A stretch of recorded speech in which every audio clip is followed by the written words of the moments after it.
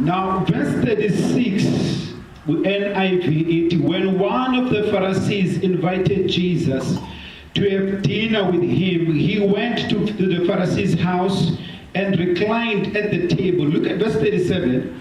A woman in that town who lived a sinful life learned that Jesus was eating at the Pharisee's house. So she came there with an alabaster jar of perfume. As she stood behind him at his feet weeping, she began to wet his feet with her tears. Then she wiped them with her hair, kissed them, and poured perfume on them. And verse 39, when the Pharisees who had invited him saw this, he said to himself, if this man were a prophet, he would have known who is touching him and what kind of a woman she is. That is, she's a sinner. And Jesus answered him and said, Simon, I have something to tell you. Then tell me, teacher, he said. 2 people owed money to a certain money lender. One owed him 500 denarii and the other 50. Neither of them had any money to pay him back.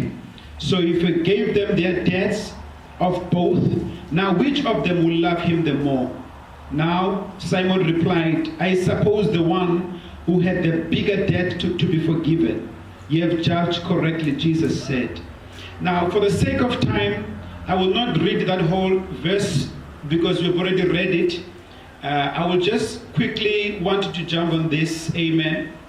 As you know, we are on the series, and we are starting a series this morning or today that says the road to the cross. Amen. Amen. We are talking about the road to the cross in Ndlela. As you know, this is a Passover season, and in a short time we're going to be talking about Jesus on the cross. But I want us to examine in a few weeks following, maybe 8 weeks if the Lord is willing, we'll be talking about Jesus on the road to the cross. Hallelujah. Now, Luke tells us in chapter 7 about the story that he heard, or a story that he knows about. And very interestingly, when he begins to talk about it, it says that the heading says Jesus anointed by a sinful woman. Now, those two words don't come together. They don't work together. One word says Jesus is anointed. Now, we know by experience and by knowledge and by doctrine that whoever is supposed to anoint another person is supposed to be a religious person. Maybe a prophet, maybe a priest, or one of those people, maybe a high priest. It can't be a sinful woman, because in this scripture we see a paradox of an anointing of Jesus being anointed by a sinful woman. Glory to Jesus. And the Bible lets us know that this anointing was for a purpose. She was anointing Jesus for his burial. Glory to Jesus. Now, on this journey to the cross we're going to be talking about, I want to mention 3 things. In fact, these are the 3 pavings that pave the way to the cross. Number 1 is that when we look at the story of Jesus going to the cross, we are going to see what we call preparation. The preparation is in 3 phases. There is a preparation of Jesus, where Jesus is being prepared by God. Jesus is being prepared by this woman for burial. Glory to Jesus. She is anointing Jesus for burial. Hallelujah. So we're going to see God working a process on the work of preparation. Somebody say preparation. And the second thing we're going to see on this path, paved to the cross, we're going to see the prophetic being fulfilled. Hallelujah. In other words, every prophetic word that has been spoken by God and by his servants is going to be fulfilled.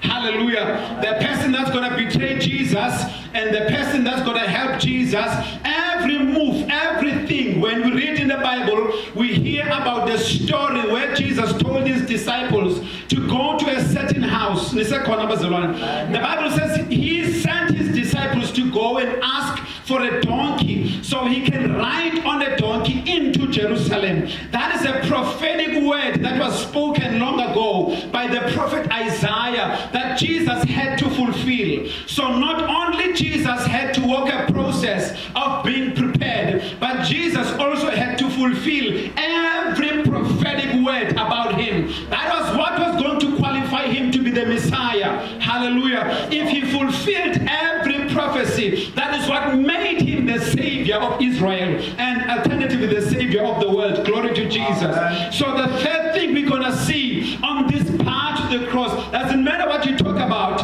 as long as you are talking about Jesus to the cross and Jesus on the cross, you will find these three things. Number one, preparation. Number two, the prophetic being fulfilled. And number three, the promises of God being fulfilled.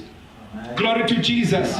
We are going to see Jesus fulfilling promises where the Bible says the land of Zebulun has seen the great light, where Jesus was walking and preaching in those small towns. That was the promises of God being fulfilled. Hallelujah. Where Jesus will die and be nailed on the cross. All these things that are happening are both prophetic and are both promises of God being fulfilled. Hallelujah. Glory to Jesus.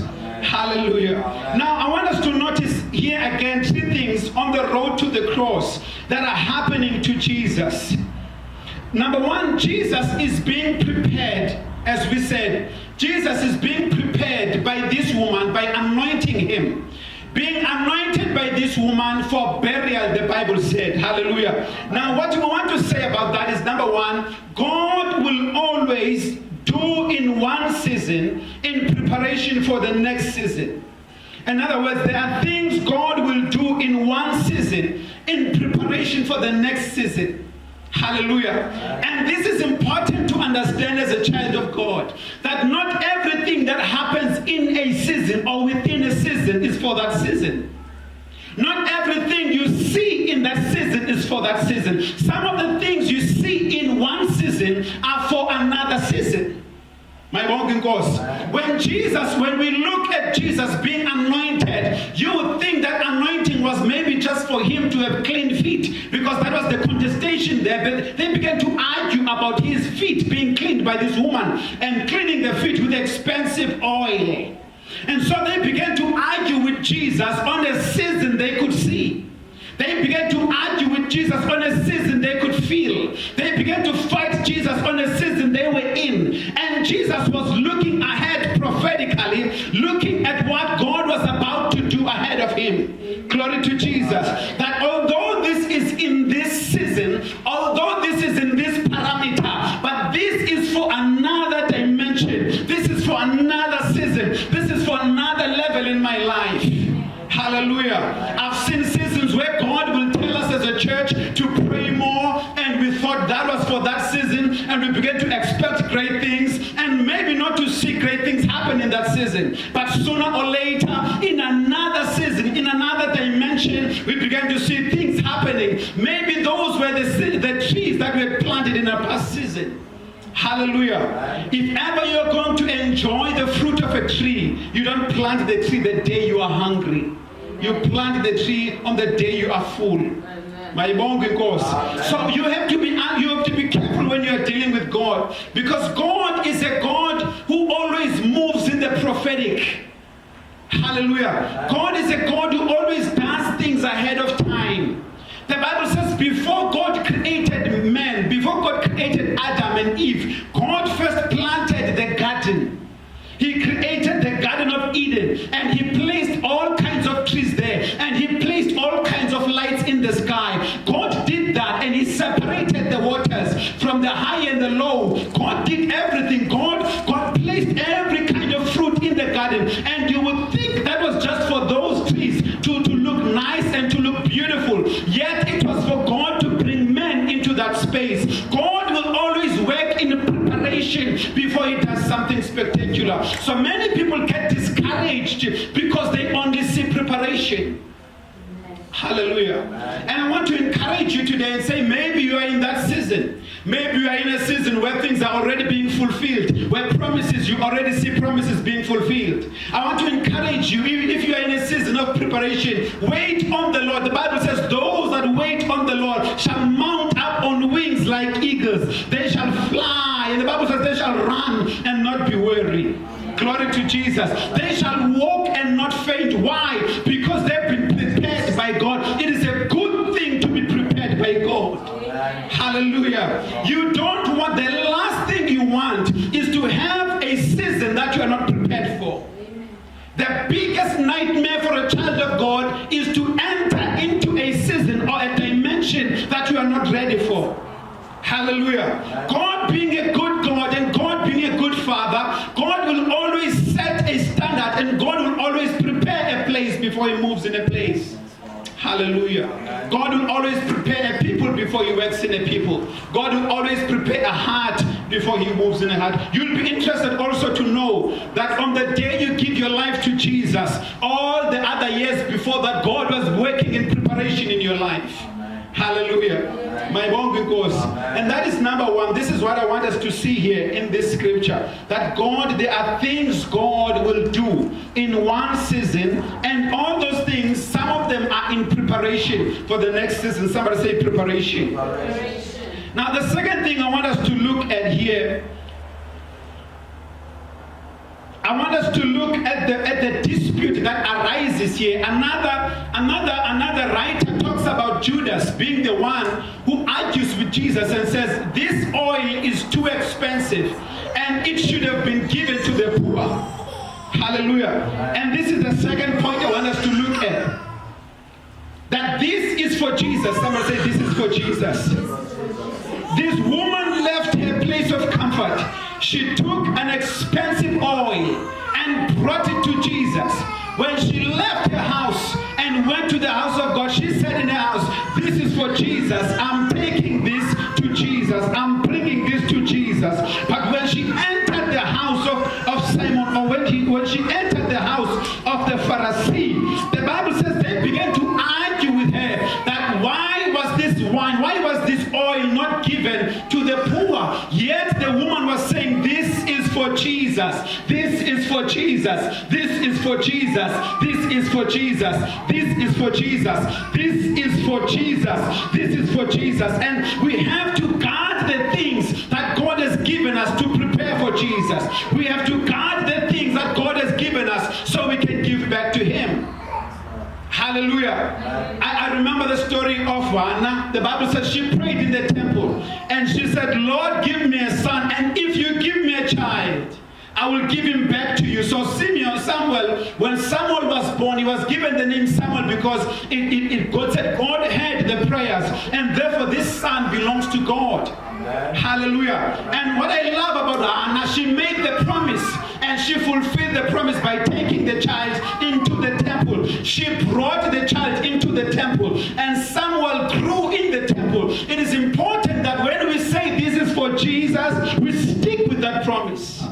Hallelujah. Sometimes when we need strong and big businesses, we promise God and say, God, give me a big business, I'm going to give it back to you. And suddenly as the business grows and grows, now we don't have time for Jesus. We say, no, Jesus, you know what? This business actually is for you and it's also for my partners. Jesus, this business is for you, but it's also, you know, Jesus, for the investors. It's not just you, Jesus. You can't just be the only one here. And this is what was happening, Kunabazalwan. They were making moves now that were against the worship, the true worship. You see, the pure worship that comes to God has got to be pure. It's got to be pure. It's got to be clean. It's got to be untainted. It's got to be holy. It's got to only be going to Jesus. Somebody say, this is for Jesus. Hallelujah. So Judas says, no. Right le oil makayinike uYesu ke xa uyayifuna but le oil engekho ngcono bazalwane babe sinike amahlwembu. Now, Judas is diverting the worship that is supposed to go to Jesus. Amen. And we have to be careful even in our churches. Thank you, sir. We've got to be careful even in our churches where sometimes we gather, people have gathered here to give their hearts to Jesus, to worship Jesus. Suddenly we divert the attention of the people away from Jesus and we give it to the pastor. Yes, we worship Jesus, but you also got to overly honor the pastor. I am for honoring pastors. I love pastors. I'm a pastor pastor myself, but we have to be careful in this, because sometimes it tends to become worship, where it's all about Papa, it's all about Daddy, it's all about the man of God. So much so, when you mention the name Jesus, there is not even one amen, there is not even one clap. But when you mention Papa, when you mention the man of God, people scream and shout with excitement and joy. We have to be careful. It's got to be Jesus and Jesus alone. Amen. It's got to be Jesus alone. Yes, come on, somebody, clap your hands for Jesus. This is the true gospel. Hallelujah. It's got to be Jesus and Jesus Christ alone. Yes, hallelujah. Your life cannot be for Jesus and for the ancestors. Hallelujah. Your worship can't be divine. You can't be bowing your knees to Jesus and another day be bowing your knees to ancestors. You've got to bow your knees to one God. The Bible says, you shall have no other gods before me. Hallelujah. And this is important to have in our lives and to notice, even as a people. Glory to Jesus. Hallelujah. Should not this have been given to the poor?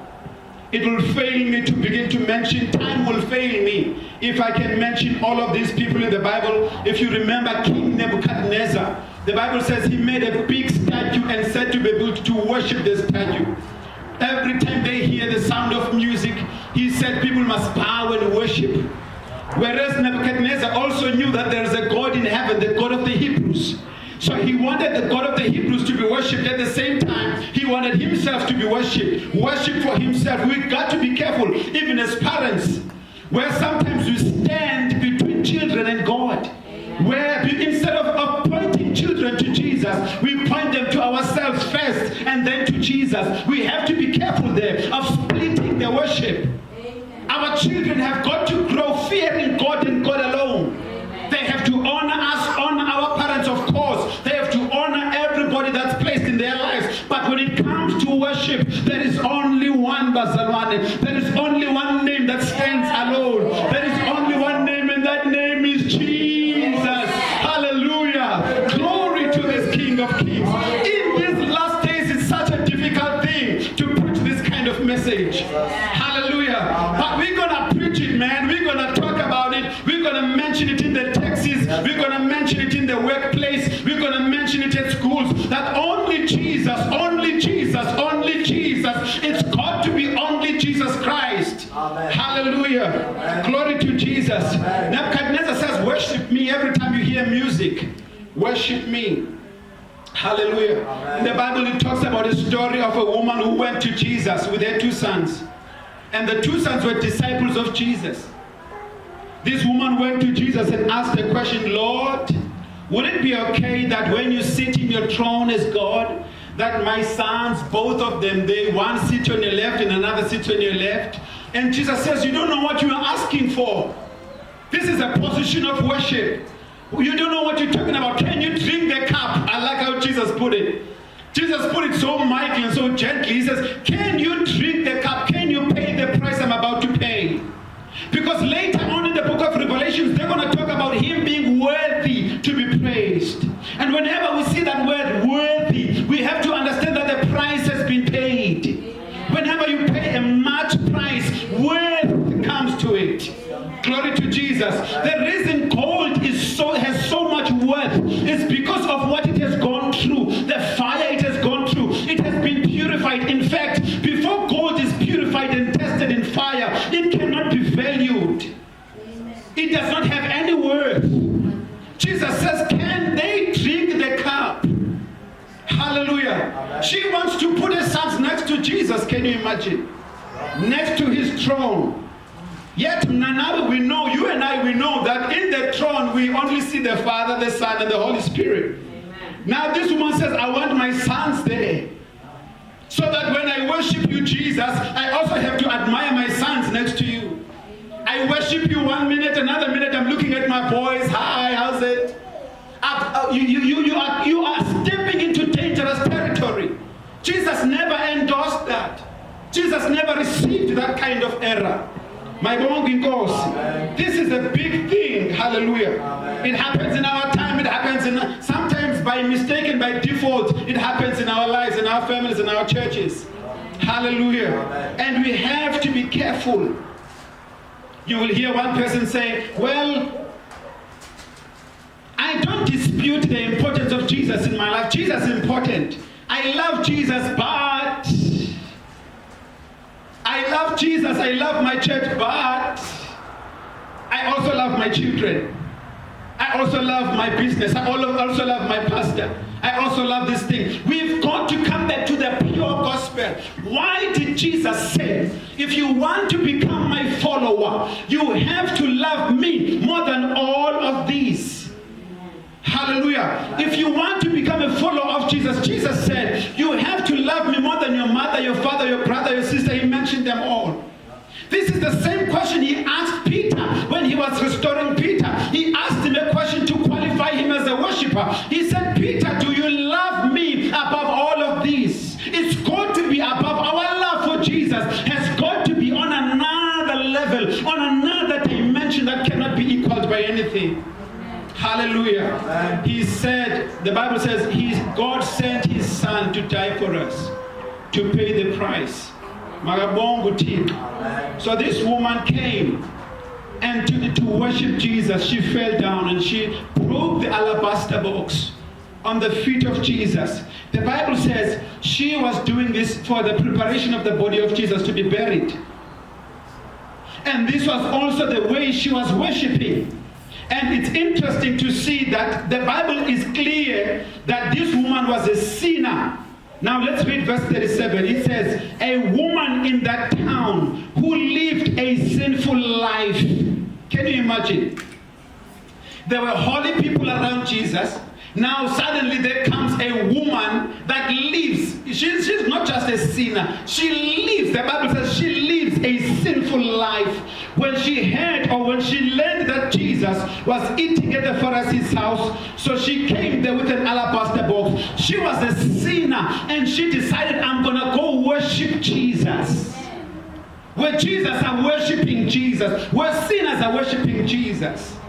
And sometimes we stand as like these disciples and we decipher and we call it discernment in our days, where we discern where the right people and the wrong people and whatever else, to judge people. Glory to Jesus. Amen. To push them away from the presence of God, to push them away from the true worship. Jesus received this sinful woman's worship. And it's interesting also that God chose a sinful woman who was known. Nobody needed to tell anybody. Everybody knew that she was a sinful woman. And Jesus used her. God used her. God used her to anoint Jesus. Can you understand, Pastor? What a big thing this is. She is preparing him for the biggest event of the world. The salvation of the world. And God went around all Israel, all over the nations, and God chose a sinful woman. Oh, God Almighty. The things God will do. Hallelujah. Amen. They will blow your mind. 1 minute you will think you know God until God does the next thing. Hallelujah. Amen. You will think you know God until God does the next thing. Amen. Then you realize, I must go to ngekamangaliswe nguThixo utsho wena uthi hayi bengicinga ndiyakwazi hayi bengicinga ndigqibile Thixo kanti unje. 1 minute you see him move in another way you see him spitting in people's eyes. Can you imagine? Spitting in people's eyes and putting mud on people's eyes. Another minute you see him speaking a word and people are being healed. Another minute you see him saying, pick up your mat and go. All these dimensions, all these different colorful ways of working, this is all God. Sometimes we have kicked out some of these manifestations because we are so careful and so content with what we know. Glory to Jesus. It's important to know that as much as we seek for order in the body, we have to be open to what God can do. Hallelujah. Not only in the church, but in our lives. Hallelujah. Amen. Hallelujah. Amen. So now this has even been used in some spaces as a form of manipulation and control.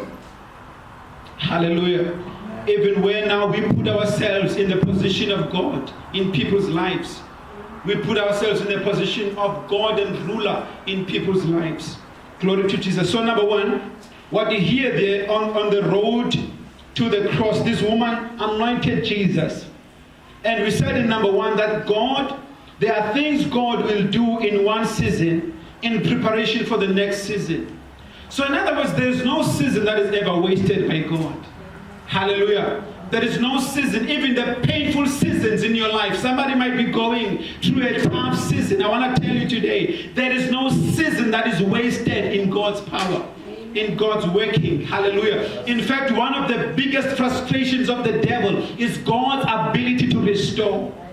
Even the things you thought were dead, even the things you thought were lost, one of God's powerful attributes is God's ability to restore. Restore broken marriages, restore broken families, restore men back to their calling, restore people in marriages and relationships, restore churches, restore nations and countries. God is able to do all these things. Even what is happening in Russia and Ukraine, I believe God has the power to bring restoration in that situation. Glory to Jesus. Even after COVID-19, when the devil thought he's finishing the world, he's humbling the nations of the world. Well, I mean, I don't want to be quick also to say that's the devil. I don't know at this point, but I want to tell you something. You've got to be careful when you're dealing with God. Because God is able to do in one season something that does not make sense. It's unclear. You don't understand it. Because they were told by Jesus many times that I'm going to die. And they didn't understand that. They didn't receive that because they were in one season. They were happy with being with him physically. They were crying when Jesus said, I'm leaving you, I'm going to the Father. They were not happy. Jesus said, don't let your hearts be troubled. Because it is good for me to go to another dimension, to go to the Father. Because if I don't go to the Father, you will not receive the Holy Ghost. Unless I go to God, then you will receive the Holy Spirit. When the Holy Spirit came on the day of Pentecost, they were all rejoicing and glad. Only then they realized that what happened in one season was in preparation for another season. Glory to Jesus. No prayer time is wasted in the presence of God. No fasting is wasted in the presence of God. I remember when I was a young man fasting and praying and fasting and praying. Sometimes you come out of the fasting, you don't see anything. Sometimes you don't hear anything from God. Glory to Jesus. But I'm telling you, there are seasons where I did not fast, I did not pray as much, but I saw great results in that season. And I want to believe that whatever God was doing in that season, it was what God had prepared before. Glory to Jesus. We remember the story of Egypt, where Joseph was one of the people that he had a dream, the king had a dream. Hallelujah. And Joseph came and interpreted the dream. He said, these are 7 years. There's going to be 7 years of plenty, and there's going to be 7 years of starvation. And the 7 years of plenty, you would think God was going, things were just going nuts. And you start eating and just throwing food away. And Joseph said, no, guys, you got to be careful. Because this plenty thing we see, all this manna, all these great things that are happening now, all this abundance, this is in preparation for what God is going to do in another season. Because sooner than that, there's going to come another season. And if we act wisely in one season, we can become storehouses for the nations and the countries of the world. Glory to Jesus. We can become blessings to our families, blessings to our churches, blessings to everybody if we act wise in one season. Hallelujah. Suddenly the disciples, because they followed Jesus and they stuck with him when everybody left him, Peter said to Jesus, where shall we go? When everybody was leaving Jesus, Peter said, where shall we go, Lord? Because you have the words of eternal life. Hallelujah. We have got no place to go to. Hallelujah. And they stuck with Jesus in that tough time. Later on, we see them now being the ones leading the church. Can you imagine that? In one season, they looked tedious and they looked broken, they looked weak, running away from the Romans, running away from the soldiers, hiding. And in another season, they are boldly declaring the gospel, preaching. And the Holy Ghost had come upon them. God will always prepare a people, and God will always prepare a place. And number 2, we said this is for Jesus. It's very important to know that we love the poor, we love our businesses, we love our families, we love everything. But what belongs to Jesus has got to go to Jesus. Hallelujah. Your life, it belongs to Jesus. You have to give it to Jesus. Jesus said, give unto Caesar what is due unto Caesar. Hallelujah. Glory to Jesus. God talks about bringing the tithes and the offering to the storehouse. Hallelujah. We have seen people take take what belongs to Jesus in tithe and split it in half and give it to Jesus and give it to another organization. That's a dangerous game to play. That's not biblical. Hallelujah. You can feed the nations. You can do everything. That is good. That is well. But don't take what belongs to God and use it for another thing. My bongi goes. Hallelujah. We have seen how sometimes people will take the time where God says, come and gather together as a church, as a family. We have seen people that instead of coming to church at the time of gathering, they will go and do other things. Well, sometimes it's things that should be done. It's things that cannot be put, off for that moment. But sometimes it's just an issue of priorities, where people have prioritized everything except Jesus. Hallelujah. And we have got to come to this place where we no longer say it's Jesus important, but. Hallelujah. Where there is no but. Hallelujah. I love the church, but I also love this thing. I love Jesus, but I also love that thing. Hallelujah. It's got to be Jesus and Jesus alone. Now the third thing I want to mention here is that on the way to the cross, Jesus had to be careful to balance honor and betrayal. And this talks about guarding your heart. You have to watch out for your heart. You have to guard your heart. The Bible says, you have to guard your heart. I have a pastor friend who always says this to me. He says, guard your heart, Fenqe. We have to guard our hearts. I love this man of God. Hallelujah. He always says, this is the one advice I remember from all the time. We have to guard our hearts. Hallelujah. And this is important because what we see here, on the way to the cross, we see Jesus being honored in one side. On another side, we see Jesus receiving betrayal. It's all happening in one season. Jesus is receiving honor from the woman. Jesus is also receiving betrayal from Judas. Hallelujah. And as a child of God, on this path to the cross, you also have to know how to balance and how you receive these things. What you say to one side is not what you say to another side. Glory to Jesus. You gotta be careful even now on Facebook, now on WhatsApp. You don't rebuke everything and call everybody a hater. Because sometimes you'll write one status and saying, these are my haters. And now even us who are lovers of you, now we think we're haters because now you are not wise. Glory to Jesus. You're just butchering everything. Jesus received the honor of this woman. He received her worship. And on another side, he said to Judas, whatever you gotta do, do it quickly, Judas. In other words, proceed with what you are doing. I recognize what you are doing. But I also recognize this woman that has come to worship me. I recognize her and I receive her worship and her honor in the name of Jesus. I walk in Nkosivile Fenqe. In closing, Bazalwane, I want to mention this. I've heard a saying, there is a saying that people said, I'm not sure who said this, but there's a saying that says, in the olden church, the early church, they so much depended on the Holy Spirit and on Jesus. If the Holy Spirit would not be there, that church would not exist. It would just die. Hallelujah. That's how much they depended on Jesus and the Holy Spirit. But on our today's church, this is not me who says this, so I'm careful in saying this because this is a quote. And they said on today's church, so in the early church, if the Holy Spirit would not be there, that whole thing would just disappear and die. But in today's church, if Jesus would not be there, people will not even notice. They'll just continue because we've got so many programs, so many things going on, that sometimes you think that the churches don't even need Jesus the way we operate.